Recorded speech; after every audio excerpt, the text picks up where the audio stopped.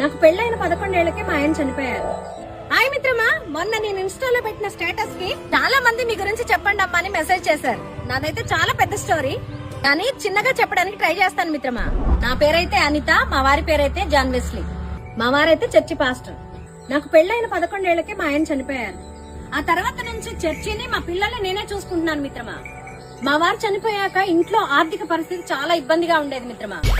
డబ్బులు ఊరికే రావు కదా, అందుకే సంపాదన కోసం ఎవరి మీద ఆధారపడకుండా టైలరింగ్ చేయడం, పాల వ్యాపారం, కోళ్ల పెంపకం, వ్యవసాయం, మట్టి పని, ఈ పని ఆ పని అని లేకుండా కష్టపడి పని చేసి పిల్లల్ని పెంచాను మిత్రమా.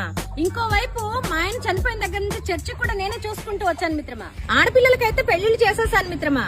అబ్బాయి ఒకడున్నాడు, నెక్స్ట్ వాడే. చెప్పడానికైతే చాలా ఉంది కానీ ఈ చిన్న వీడియోలో మొత్తం చెప్పడం కుదరదు కదా. మళ్ళీ ఏమన్నా అవకాశం వస్తే చెప్తాను మిత్రమా. ఈ వీడియో మీకు నచ్చినట్లయితే లైక్ చేయండి, షేర్ చేయండి, సబ్స్క్రైబ్ చేసుకోండి మిత్రమా. బాయ్.